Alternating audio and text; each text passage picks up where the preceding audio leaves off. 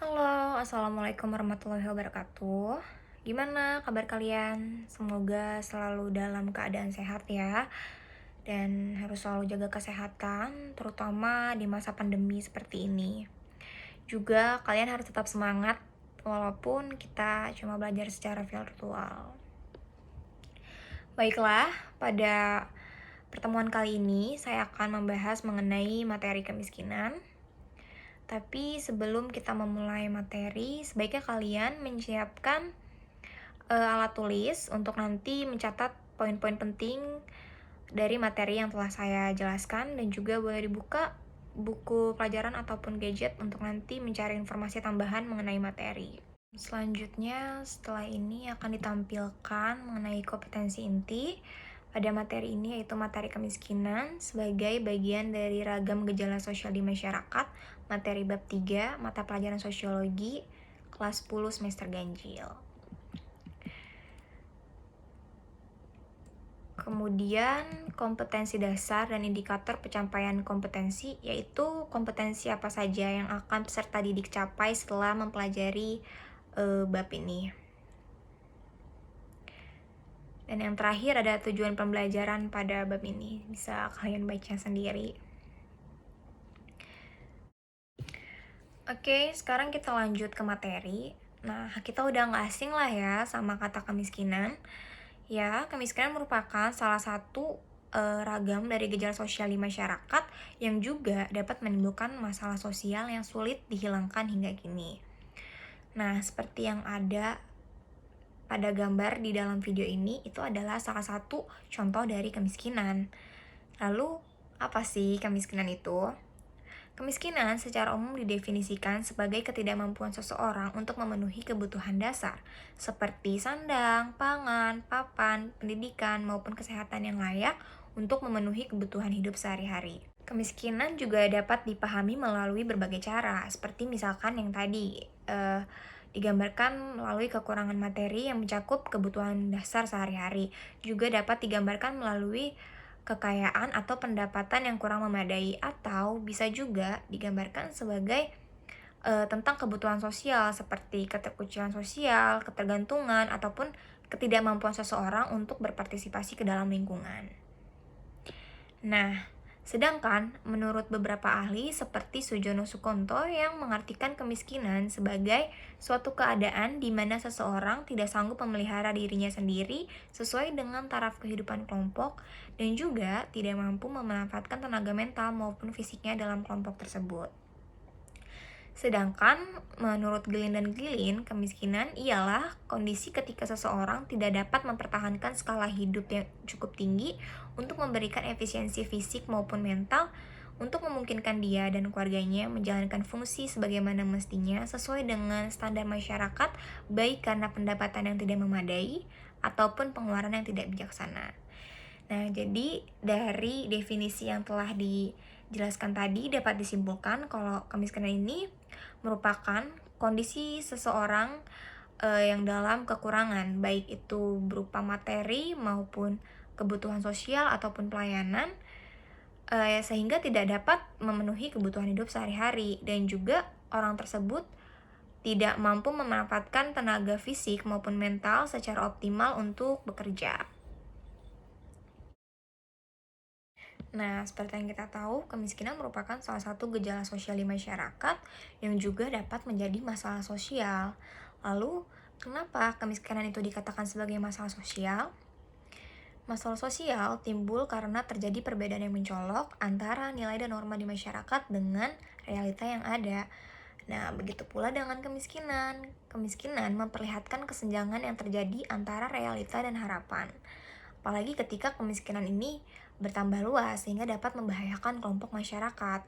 Ya, hal itu dapat dilihat dari dampak yang ditimbulkan dari kemiskinan itu sendiri gitu. Misalkan, kemiskinan dapat membuat seseorang putus sekolah atau membuat seseorang sulit untuk mendapatkan pendidikan yang cukup layak. Sehingga nantinya orang tersebut akan sulit bersaing secara global yang menyebabkan meningkatnya masalah pengangguran gitu. Atau juga kemiskinan ini ketika bertambah luas dapat meningkatkan kriminalitas seperti terjadinya perampokan, pencurian, dan sebagainya. Karena kan orang tersebut terhimpit ekonomi ya, dan terbelenggu dalam kemiskinan gitu, sehingga membuat orang tersebut melakukan tindakan kriminalitas itu yang nantinya juga akan membahayakan dan meresahkan kelompok sosial. Selanjutnya, kemiskinan terbagi ke dalam 3 jenis. Yang pertama, kemiskinan absolut, kemudian kemiskinan kultural, dan yang terakhir kemiskinan relatif. Nah, jadi jika dalam kemiskinan absolut, kondisi ini ketika seseorang pendapatannya di bawah garis kemiskinan dan tidak cukup untuk memenuhi kebutuhan dasar hidupnya. Jadi, dapat dikatakan ya secara mutlak orang ini memang termasuk dalam kategori kemiskinan yang paling mendasar. Karena pendapatan yang ia punya tidak cukup untuk memenuhi kebutuhan dasar minimum yang ada dalam hidupnya.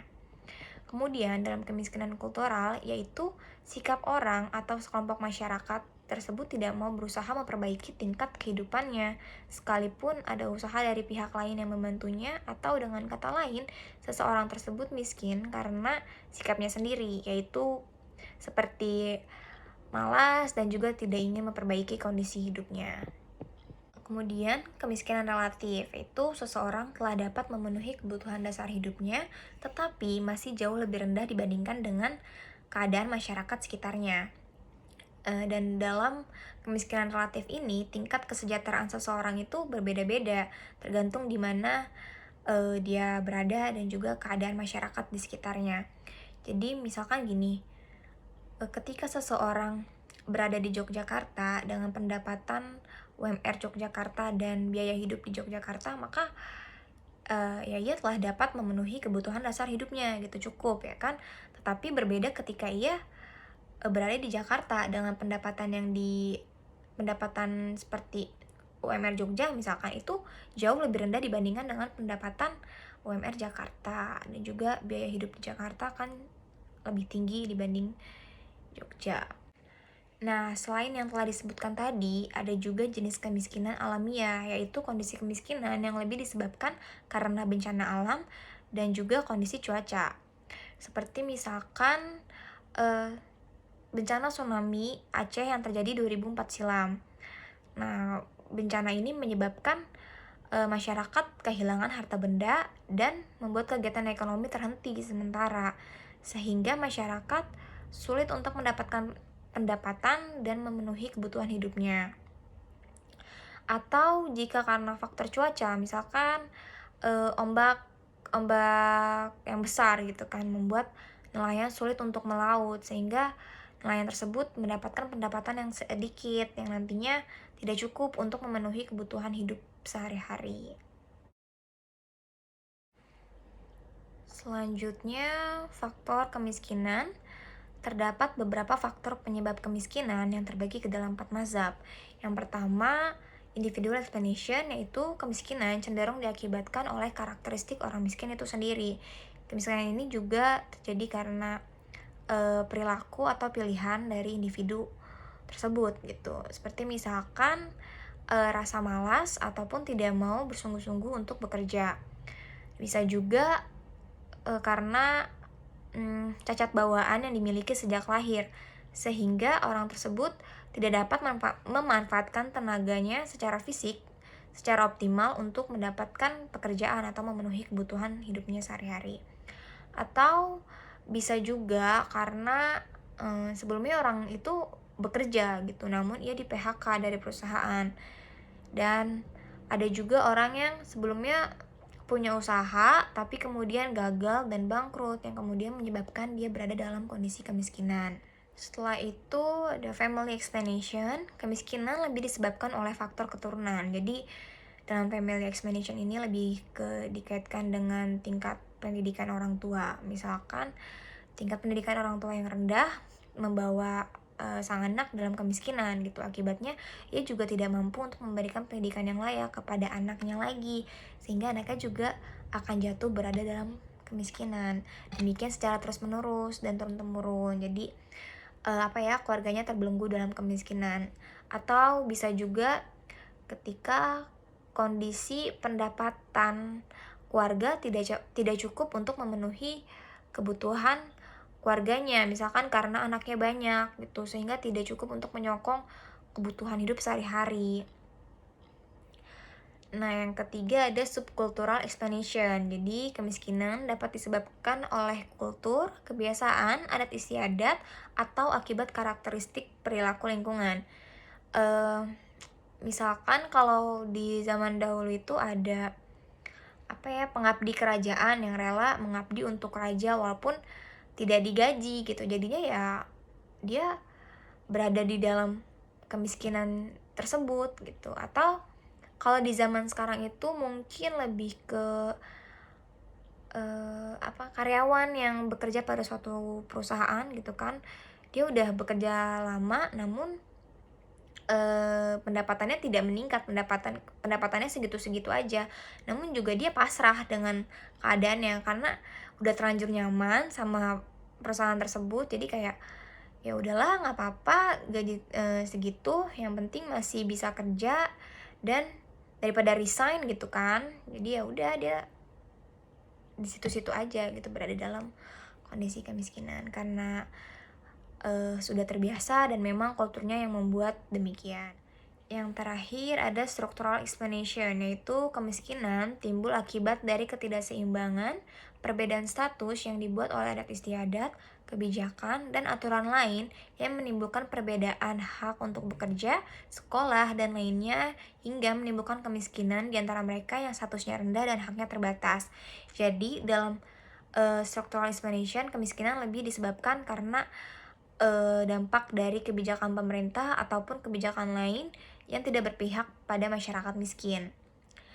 Seperti misalkan beberapa akhir ini ya sedang ramai masuknya tenaga kerja asing ke Indonesia, karena hal tersebut dikhawatirkan akan menyulitkan tenaga kerja Indonesia untuk bersaing dalam global atau bersaing dalam mencari pekerjaan, hingga akhirnya dikhawatirkan akan menimbulkan pengangguran.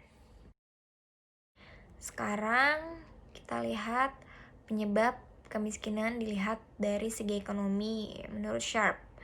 Yang pertama ada rendahnya kualitas angkatan kerja, kemudian akses yang sulit terhadap kepemilikan modal, ketiga ada karena rendahnya tingkat penguasaan teknologi, kemudian pertumbuhan penduduk yang tinggi, dan juga karena penggunaan sumber daya yang tidak efisien. Nah, setelah tadi kita tahu bahwa kemiskinan merupakan salah satu masalah sosial yang terjadi di masyarakat, berikut ini ada beberapa upaya yang dapat dilakukan untuk menanggulangi kemiskinan. Yang pertama, perlindungan sosial dengan strategi yang dilakukan dengan maksud untuk memberi jaminan rasa aman kepada kelompok rentan seperti perempuan kepala keluarga, fakir miskin, orang jompo, anak terlantar, kemampuan berbeda maupun penyandang cacat, dan juga masyarakat miskin baru, baik laki-laki dan perempuan, yang disebabkan oleh bencana alam, dampak negatif krisis ekonomi, dan juga konflik sosial. Kemudian dapat dilakukan dengan penciptaan peluang berusaha melalui perluasan kerja dan penempatan tenaga kerja untuk mengurangi beban biaya masyarakat miskin serta meningkatkan penghasilan. Selanjutnya dapat dilakukan peningkatan sumber daya manusia, pemberdayaan kelembagaan masyarakat, perlindungan dan pemenuhan hak dasar, serta melakukan penataan kemitraan global. Oke, setelah ini akan ada beberapa soal yang bisa kalian kerjakan untuk melatih dan memperkuat pemahaman kalian mengenai materi yang telah dibahas.